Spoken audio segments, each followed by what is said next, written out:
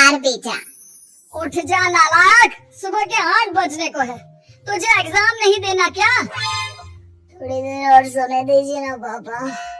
तू उठता या फिर मैं तेरे ऊपर पानी फेंकूं? रोज गधों की तरह सोता रहता है। पेपर की कोई टेंशन ही नहीं है।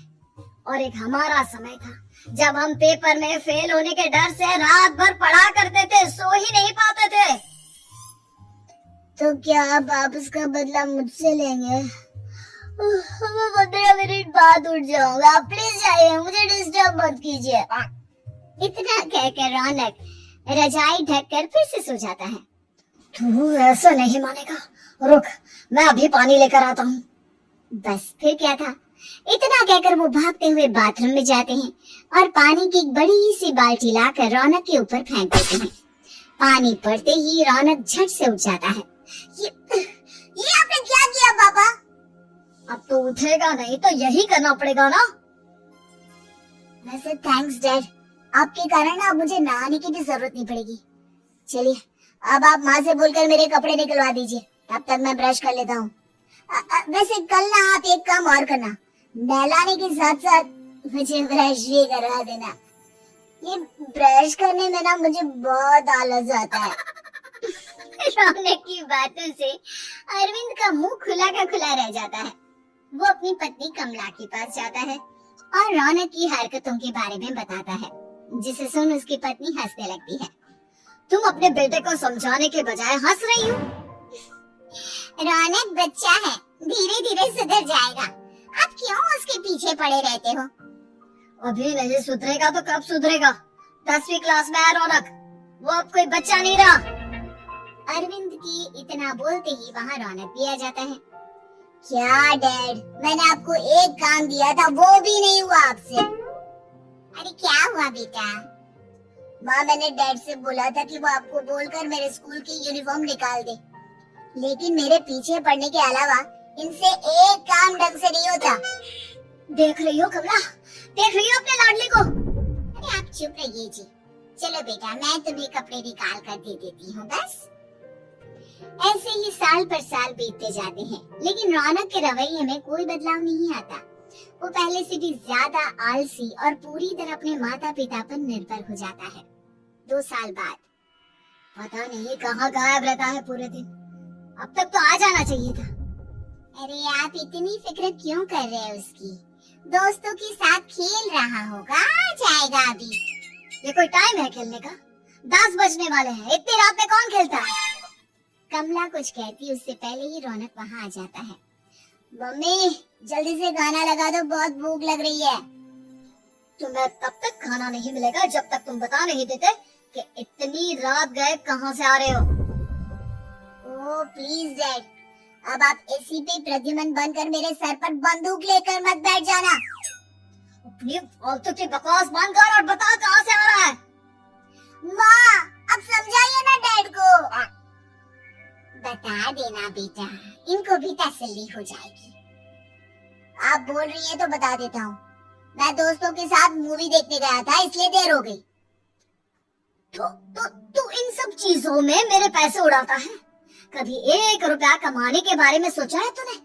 जब देखो हवा की तरह पैसे उड़ाता रहता है। माँ अब आप इन्हें चुप करा दीजिए, वरना ना मुझे गुस्सा आ जाएगा। अच्छा क्या कर लेगा? बता ना क्या कर लेगा तू? वैसे बात तो ठीक ही है, मैं कर ही क्या सकता हूँ।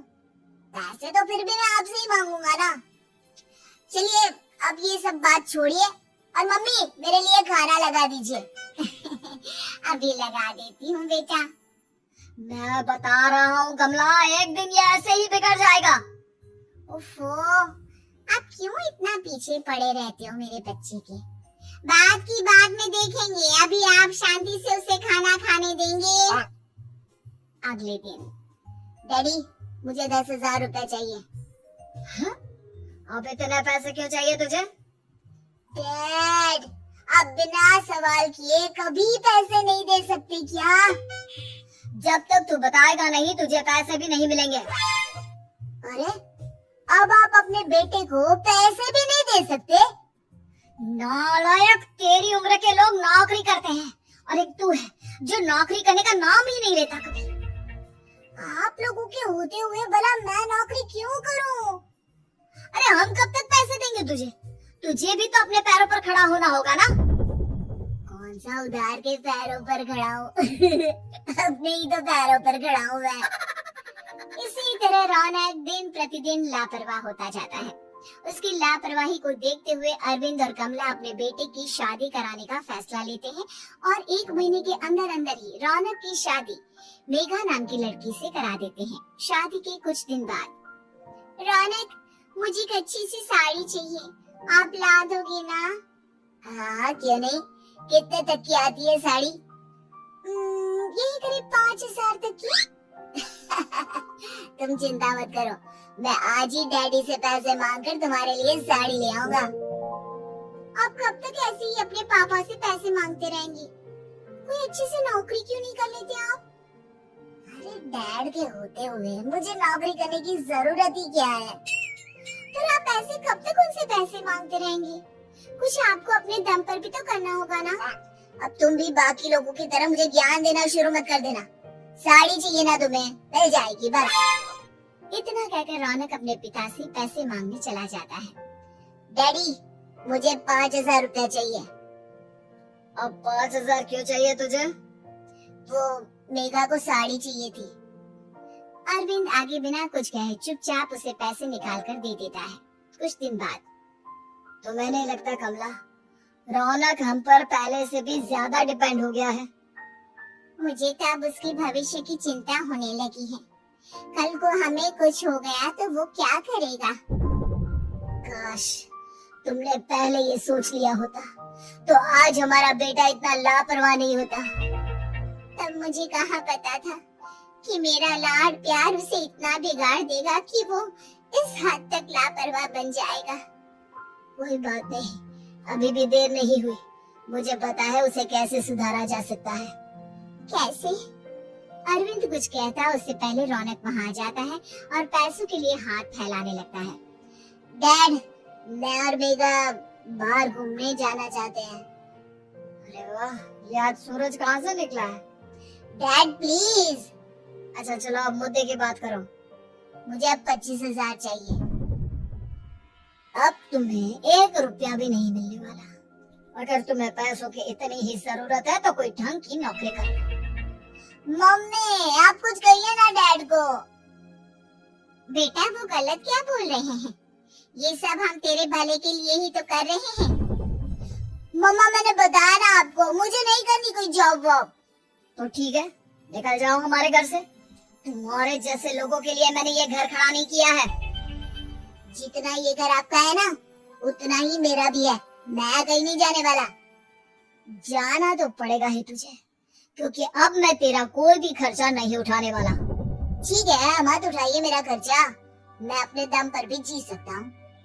तो बेशर्मों की तरह अब तक यहाँ क्यों खड़ा है? अपना सामान ले और निकल जाए यहाँ से। रौनक पैर पटकते हुए वहाँ से चला जाता है। घर से निकालना जरूरी है क्या उसे? बिना पैसों के कौन रखेगा उसे किराए पर? अगर उसका भविष्य सुधारना है तो हमें अपने दिल पर पत्थर रखकर ये कदम उठाना ही होगा। दोनों बात कर रहे होते हैं कि रौनक अपनी पत्नी के साथ एक बड़ा सा बैग लेकर घर से निकल जाता है, लेकिन घर से बाहर उसे कोई भी मुफ्त में अपने घर किराए पर नहीं रखता।